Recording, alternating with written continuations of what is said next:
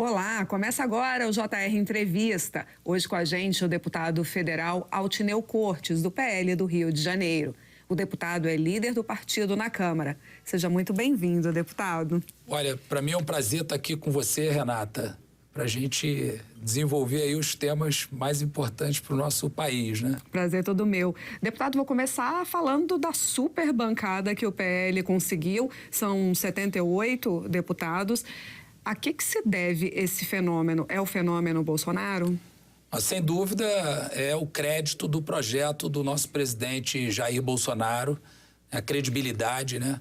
Todos acreditando. No Brasil inteiro, o PL cresceu em todos os estados, candidatos a governador, candidatos a senador, e uma bancada de 78 deputados, quase 9 senadores. Enfim, o partido cresceu no país todo.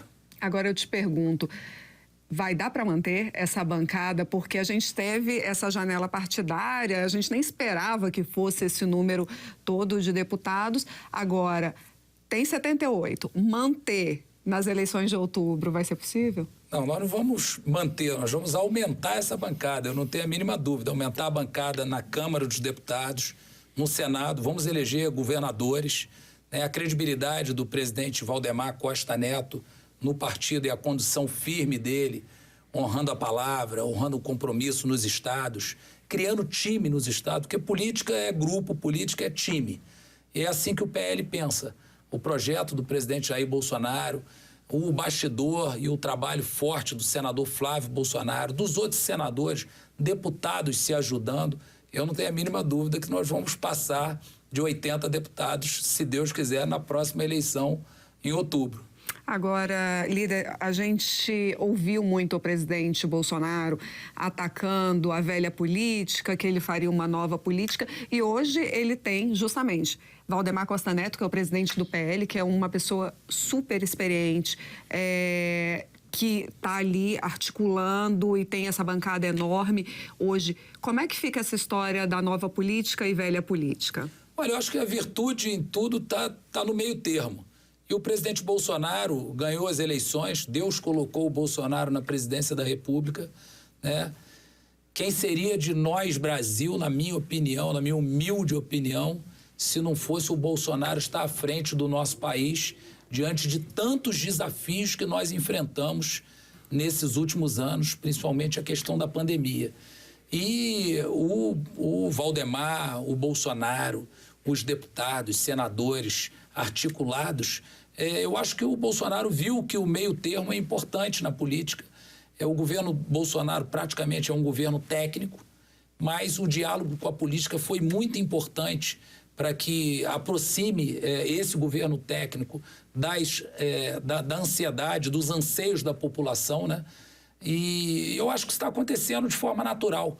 Quer dizer, o Brasil está conseguindo encontrar um meio termo e o presidente Bolsonaro, com a sua sabedoria, ele conseguiu fazer isso, unir a política e a experiência política aos técnicos que ele trouxe no governo com ele. E eu acho que esse caminho foi encontrado e é por isso que as coisas estão dando certo, estão fluindo. Líder, foi sabedoria ou foi questão de sobrevivência? Porque no início, justamente, o presidente Bolsonaro falou que o governo dele ia ser todo técnico. Depois ele entendeu que em política a gente precisa fazer política, senão você não dá conta de sobreviver. E se uniu ali aos partidos do centro, centrão, que eu sei que vocês não gostam dessa denominação, mas os partidos do centro, e aí sim ele conseguiu começar a emplacar projetos, começou a aprovar vários projetos na Câmara e no Senado, principalmente na Câmara. Foi isso? O presidente Bolsonaro viu que tinha que se render a quem de fato faz política? Olha, na realidade, dentro da política nós temos nomes excepcionais. Então, você pega a experiência do ministro Ciro Nogueira, você pega a experiência do ex-ministro João Roma. Que até então, quando não tinha um político lá dentro, as coisas não andavam, né? Exatamente. Você pega os quadros do Republicanos, você pega o ex-ministro Tarcísio, a ex-ministra Tereza Cristina, né? Então, o governo se cercou de pessoas técnicas, mas que também faziam política. Isso é importante. A virtude está no meio. Eu acho que o presidente Bolsonaro, vou te dizer, não sei se a sabedoria dele, eu acho que o Bolsonaro é uma pessoa abençoada por Deus, né, de estar passando esse momento no país. Eu acredito muito em Deus, eu acho que tudo é de Deus. E o presidente Bolsonaro foi abençoado por Deus para conseguir fazer essa mescla agora do governo técnico com as pessoas mais experientes da política, para fazer os projetos serem aprovados na Câmara, no Senado e fazer o Brasil andar. O senhor falou em governo técnico, uma das pessoas que a gente sempre pensa em governo técnico é justamente o ministro Tarcísio de Infraestrutura, ex-ministro Tarcísio de Infraestrutura. Tarcísio está aí tentando disputar uma vaga em São Paulo, para o governo de São Paulo. Como é que vai ficar o PL? Porque parte do PL disse que iria apoiar Rodrigo Garcia. Mas e aí, se apoia Rodrigo Garcia, deixa o Tarcísio, que é a menina dos olhos de Bolsonaro? Como é que vai ficar essa história? O PL é 200% Jair Bolsonaro. O PL é o partido do presidente da República, tem uma aliança com republicanos em São Paulo e o PL vai apoiar, vai ter o seu tempo de televisão somado ao tempo de televisão do Republicanos com o ex-ministro Tarcísio representando a candidatura do governo do Estado. Óbvio que existia pontualmente questões que haviam sido combinadas antes da entrada do presidente Bolsonaro no partido, de alguns deputados que caminhavam na base do Rodrigo Garcia, do então governador, atual governador, então vice-governador naquele momento, e são alguns deputados que estavam nessa condição. Mas o Partido Liberal caminha com o ministro Tarcísio, com o ex-ministro Tarcísio, né? Então pré-candidato ao governo de São Paulo, e eu não tenho dúvida que o ex-ministro Tarcísio, o nosso pré-candidato em São Paulo, vai ter muito o que contar para a população de São Paulo, com a sua experiência, com a sua sabedoria. Ele conseguiu tirar projetos do papel que estavam emperrados há anos no Brasil, e essa cara nova que ele está dando, essa nova esperança à população do estado de São Paulo, não tem dúvida que vai fazer muito sucesso. Líder, mas vocês já combinaram com os russos? Porque tem 2 semanas que um grupo do PL foi lá conversar com o Rodrigo Garcia. Mas, Renata, é isso que você falou, é um pequeno grupo. E isso já era esperado na política, porque antes desses compromissos e desse andar da carruagem da política em relação a São Paulo, isso já havia sido combinado, entendeu? Com esses parlamentares. Então, os parlamentares não estão nada mais nada menos que honrando a sua palavra, mas eles sabem que o PL caminha com o ministro Tarcísio, o PL é o partido do presidente Jair Bolsonaro, o nosso presidente Valdemar não abre mão e nós não abrimos mão de estar 100% no projeto do nosso presidente, que hoje é a figura mais importante do nosso país e do nosso partido. Agora vamos falar de outra disputa, essa dentro da Câmara. Vocês estão com a superbancada de vocês, 78 deputados. No entanto, a CCJ ficou com a União Brasil. O que foi que aconteceu? Não, aconteceu que vale o regimento, vale as regras. Exatamente, as regras já estavam estabelecidas. O PL tem que honrar e cumprir as regras estabelecidas no regimento da Câmara, e o que vale foi a eleição lá atrás. Então, por isso, o PL levou, depois da janela, uma certa, talvez, se a gente puder falar, uma certa desvantagem, mas vale a regra do jogo. A gente está aqui para cumprir a regra do jogo. O presidente Arthur Lira é um democrata, uma pessoa de excelente diálogo. A gente tem diálogo com os outros líderes. A gente está para construir um projeto que possa ajudar o presidente Bolsonaro esse ano a governar o Brasil nesse final do seu primeiro mandato. Agora, falando em ajudá-lo a governar no final desse primeiro mandato, a gente teve um movimento que acabou dando uma diminuída e que foi o movimento de uma CPI no Senado para poder investigar o Ministério da Educação. A gente teve aí o Vitor Godoy sendo oficializado no cargo de ministro da Educação e o vice-presidente Marcelo Ramos chegou a falar de uma CPI também do MEC na Câmara. O senhor acha que tem espaço para isso ou agora não é hora, agora é hora de começar a pensar em campanha e focar em campanha? Olha, eu acho muito ruim para o país querer fazer palanque político em cima de CPI nesse ano eleitoral.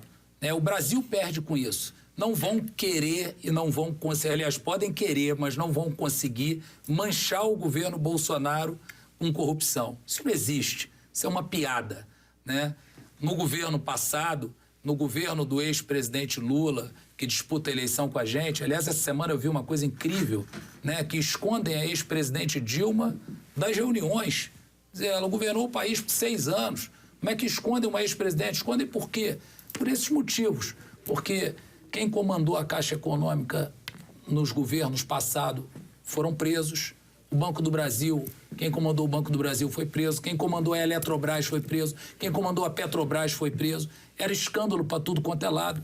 E no governo Bolsonaro não tem isso. Se tem um assunto pontual que aconteceu no MEC, esse assunto pontual é lá no escalão de baixo e isso vai ser corrigido. E, aliás, o atual ministro Vitor Godoy foi quem denunciou a CGU e pediu a investigação sobre esse caso pontual que aconteceu no MEC. Então, o governo Bolsonaro é um governo transparente, é um governo limpo. Jamais vão conseguir colar no Bolsonaro algo ligado à corrupção, porque não cola, né?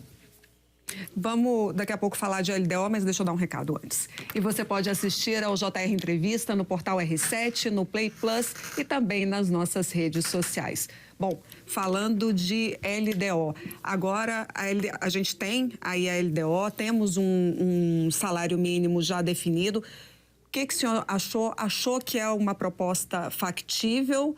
Vão conseguir cumprir? Porque temos também todos os problemas em relação a teto de gastos também, que não pode estourar. Olha, o teto de gastos nós apoiamos no passado, porque a gente entende que a responsabilidade fiscal é algo fundamental para o crescimento do país. E a gente sabe que, você imagina, Renata, se nós não tivéssemos o presidente Bolsonaro à frente desse governo no momento da pandemia, o Brasil nunca investiu tanto nos municípios na questão da saúde, né, na questão da educação, na questão do apoio às empresas. Eu, essa semana, estava lendo o quanto o crédito subiu para as empresas, as micro e pequenas empresas, mais de 100%, dobrou o crédito. Quer dizer, hoje a gente financia aquele que precisa. Antes, o financiamento era aqueles grandes empresários que eram escolhidos pelo ex-governo. Nós financiávamos aqueles países comunistas, como financiamos, por exemplo, o Porto de Mariel, em Cuba. Bilhões de reais foram jogados no povo brasileiro e investidos em outros países. Agora não. O governo Bolsonaro, que é um governo honesto, que é um governo com pé no chão, né? Eu sempre falo do Bolsonaro, eu conheço o presidente Bolsonaro há algum tempo, e a gente sabe desse jeitão dele. Às vezes ele tem um jeito mais duro, mais truculento, mas ele é um cara sincero, ele é um cara honesto, diferente de muitos que governaram o país, que governaram o país com desonestidade. Então eu acho que o orçamento vai ser um orçamento equilibrado, os recursos vão ser para as pautas que são necessárias, e é isso que a gente quer fazer no país, é ajudar as pessoas. Você vê hoje, para me finalizar aqui esse meu comentário, o Brasil paga a 18 milhões de famílias R$400 por mês. O maior programa de transferência de renda da história do planeta. Nós tínhamos um programa anteriormente que só a Polícia Federal e os órgãos de controle levantaram quase 3 bilhões de reais de corrupção no último programa de transferência de renda. Então, o governo Bolsonaro ele tem atendido as famílias no Brasil, tem atendido as empresas no Brasil e, se Deus quiser, a gente vai ter aí um futuro muito mais próspero do que a gente já está tendo agora. Líder, o presidente Bolsonaro costumava dizer que o governo petista era um governo populista. Hoje a gente vê justamente um programa de transferência de renda dessa magnitude. Qual é a diferença de um governo petista que fazia transferência de renda, não tanta renda assim, e do governo Bolsonaro que faz exatamente a mesma transferência de renda? Na realidade, o governo passado tratava desse programa como fome zero. E nós somos a favor de que a população brasileira, obviamente, seja atendida para sair dessa condição. Então, esse é um governo propositivo. Esse é um governo que quer que as pessoas saiam dos R$400, mas a gente vê a necessidade de atender as pessoas agora, mas para ter oportunidade no Brasil. um Brasil com crescimento, para gerar emprego, para gerar para a área produtiva conseguir colocar esses jovens no mercado de trabalho, que a gente consiga investir na educação, na saúde. Se nós não tivéssemos Bolsonaro como presidente, imagina a corrupção que aconteceu no governo passado, acontecendo quando o povo brasileiro precisou do Bolsonaro agora na pandemia. Né? Seria um caos, nós não teríamos dinheiro para atender as pessoas, porque o dinheiro está sendo roubado. Você sabe, Renato, eu vou fazer um comentário com você. Hoje o povo brasileiro paga gasolina mais cara por causa da corrupção. Nós só em Itaboraí, lá no Rio de Janeiro, iríamos produzir, processar, refinar 50 milhões de litros de combustível por dia. A gasolina seria mais barata? Seria. Por que não é? Porque o dinheiro foi roubado. 100 bilhões de reais foram roubados pelo PT e pelos agentes da Petrobras no governo passado. A refinaria de Itaboraí não aconteceu, a refinaria Abreu e Lima em Pernambuco não aconteceu, a refinaria no Maranhão não aconteceu. Então, o povo brasileiro, toda vez que bota o combustível no seu carro, ele paga a conta daquela refinaria que não aconteceu. Se a refinaria estivesse produzindo hoje, o custo com dólar que hoje nós temos em torno de R$ 4,70, nós teríamos o custo da gasolina no Brasil talvez a R$ 5,00 hoje, se estivéssemos refinando aqui. Esse dinheiro foi roubado. Assim, por exemplo, não sei se você conhece, com certeza conhece pessoas que trabalham no Banco do Brasil, na Petrobras, na Caixa Econômica. Os fundos de pensão no Brasil foram assaltados.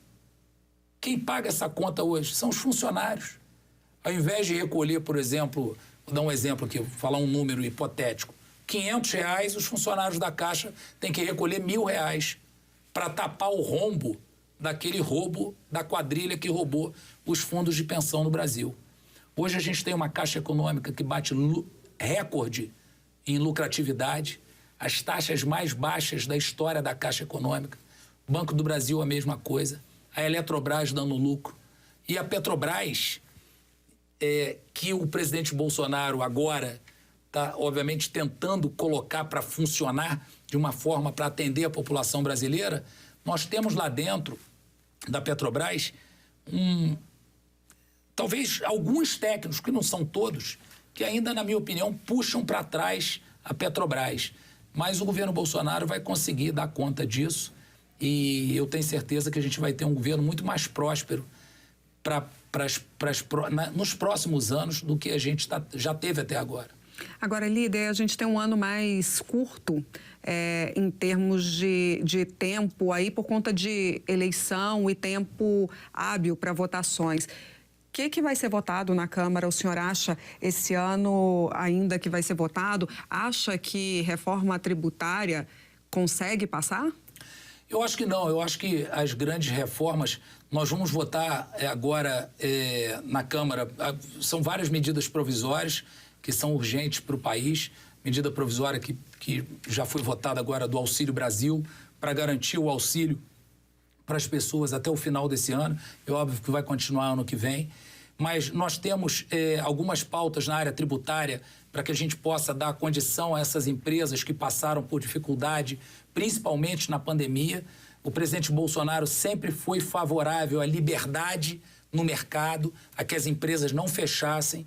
E a gente sabe que muitas empresas passaram dificuldades. Mas aí não é reforma tributária, é pauta específica. Pautas específicas. São o refis, né, para essas empresas, que a gente considera muito importante dar a mão a esse empresário que quer colocar as suas contas em dia. Mas o governo fez muito. Eu, por exemplo, lembrei aqui agora da área da educação. Você sabe que 2 milhões de brasileiros estavam com nome sujo aí no SPC, no Serasa, por conta do FIES, do financiamento que eles obtiveram para fazer a sua faculdade. E nós agora estamos aí votando o perdão de 90% dessas dívidas, colocando 2 milhões de brasileiros em condição de limpar o seu nome e poder entrar no mercado de trabalho sem carregar esse peso nas costas. Bom, e o JR Entrevista vai para o intervalo. Na volta a gente fala mais sobre eleições. Até já. Estamos de volta com o JR Entrevista. Aqui com a gente o deputado federal Altineu Cortez, do PL do Rio de Janeiro. Deputado, PL das fake news. O senhor acha que vota, apesar de ser super importante agora nas eleições, o senhor acha que passa aí? Tem tempo, tem acordo? Olha, eu acho que a Câmara dos Deputados está muito atenta a esse projeto. Foi rejeitada a urgência nesse projeto, exatamente porque nós defendemos a liberdade de expressão, né? Por exemplo, o ex-presidente Lula está querendo controlar a mídia. A gente é a favor de liberdade de expressão.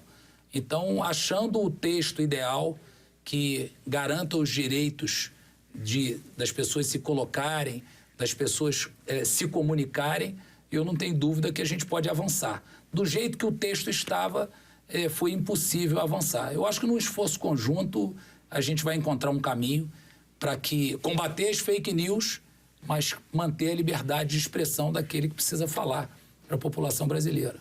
Em relação agora a eleições, a gente tem 2 candidatos em potencial, tudo indica que vai ser novamente uma eleição muito polarizada, que deve ser Lula e Bolsonaro, de acordo com as pesquisas. A saída de Sérgio Moro, chegaram a falar que foi um voo de galinha, né? Assim, foi um voo muito curto. Saída de Moro beneficia Bolsonaro ou embaralha o jogo? Olha, eu acredito que sim, eu acho que beneficia o presidente Bolsonaro. A gente tem posições completamente diferentes. Então, realmente existe uma polarização daquele que defende as pautas da família, né? Daquele que é um candidato conservador, que é um candidato que tem um discurso e age para a defesa da família brasileira, e daquele que diz que a família brasileira é uma pauta atrasada. Foi a declaração do presidente Lula 2 semanas atrás. Daquele que é absolutamente contra o aborto e do presidente Lula, que há 2 semanas atrás defendeu que as mulheres pobres, que foi a expressão que ele usou, tivessem o direito de fazer aborto. Então, daquele que defende o seu governo, que não foi envolvido em corrupção, né? As estatais dando lucro como nunca deram na sua história, daquele que paga hoje a população brasileira a maior transferência num auxílio para auxiliar a população nesse momento tão delicado, e daquele que fez o programa Fome Zero, que teve sua importância. E tem espaço para a terceira via aí? Eu não acredito que tenha espaço para a terceira via.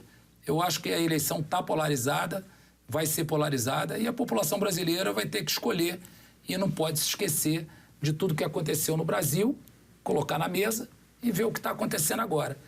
Cabe lembrar que nós, dos 3 anos e 4 meses praticamente do governo Bolsonaro, nós tivemos quase 2 anos de pandemia, né? O mundo atravessou talvez um dos piores cenários da sua história. Se nós não tivéssemos um presidente com pulso firme, forte, e às vezes ele se coloca de maneira firme, né? E as pessoas até o entendem errado, nós não teríamos passado por esse momento tão delicado que o mundo passou e que o Brasil passou. O senhor acha que se o presidente Bolsonaro tivesse aderido às vacinas antes, não ter ficado com o discurso de que vamos ver primeiro antes de comprar vacina, teve até aquele episódio com o Pazuello de que um manda, o outro obedece, o senhor acha que hoje seria mais fácil o presidente Bolsonaro fazer campanha? Porque isso certamente vai ser jogado aí durante a campanha do PT em relação ao Bolsonaro. O Bolsonaro nunca foi contra a vacina, ele foi a favor da liberdade do brasileiro se vacinar. Ele é a favor que o brasileiro decida se vacina ou não. O Brasil vacinou mais que a Alemanha, mais que a Inglaterra, mais que a França, mais que todos os países da Europa, mais que os Estados Unidos. O Brasil construiu uma fábrica de vacina. O Brasil colocou quase 500 milhões de doses de vacina no braço do brasileiro. Mas é porque o brasileiro gosta de se vacinar, né? A gente adora. Pois é, nós temos aqui, eu quero dar os parabéns a todos os profissionais da saúde que se dedicaram a esse tempo todo nessa luta. O Brasil foi um dos países do mundo que mais se vacinou e construiu uma fábrica de vacina para colocar agora o Brasil na autossuficiência na produção de vacina. Deputado, muito obrigada pela entrevista. Até uma próxima. Bom, o JR Entrevista fica por aqui. Lembrando que você pode assistir ao programa no portal R7, no Play Plus e também nas nossas redes sociais. Muito obrigada pela sua companhia. Tchau, tchau.